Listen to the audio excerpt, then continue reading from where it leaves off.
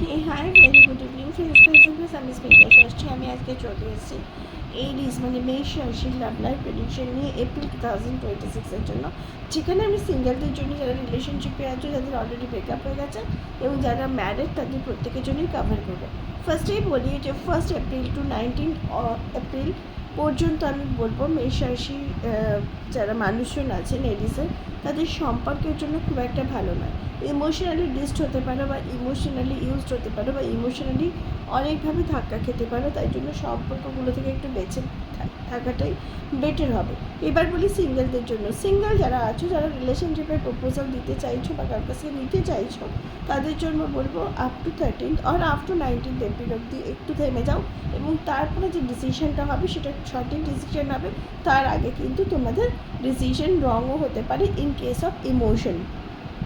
যারা অলরেডি রিলেশনশিপে আছো, তাদের mid half of the April পর্যন্ত মনে হবে সম্পর্কটা যেন ভেঙে চুরমার হয়ে গেছে, সম্পর্কের মধ্যে কিচ্ছু নেই, প্রচুর সমস্যা, প্রচুর অবস্টেকলস।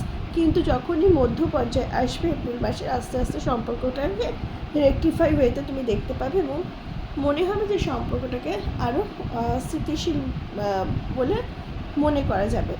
যাদের অলরেডি ব্রেকআপ হয়ে গেছে, তারা এই যে ডিউরেশন 1 অফ দ্য এপ্রিলে কোনো সম্পর্ক তৈরি করতে যেও না, বা আগের সম্পর্কেও ফিরতে যেও না।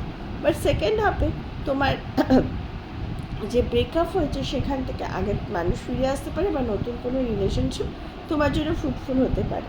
ম্যারিড কাপলসদের ক্ষেত্রেও সেই কথা, যে up to mid half of the April বিভিন্ন রকমের কমপ্লিকেশন দেখা যাবে। হাজব্যান্ড ওয়াইফের রিলেশনশিপে থার্ড পার্টি ইন্টারফেয়ারেন্সটা কাজ হতে পারে, তোমার ফ্যামিলি হতে পারে। কিন্তু যখনই মিড হাফ ক্রস করে যাবে, তোমাদের হাজব্যান্ড ওয়াইফের রিলেশনশিপের রেক্টিফিকেশন দেখতে পাওয়া যাবে, এবং তোমরা অনেকটা ভালো থাকবে। এই ছিল ওভারঅল এপ্রিলের লাভ লাইফ প্রেডিকশন এরিস আর মেষ রাশির জন্য।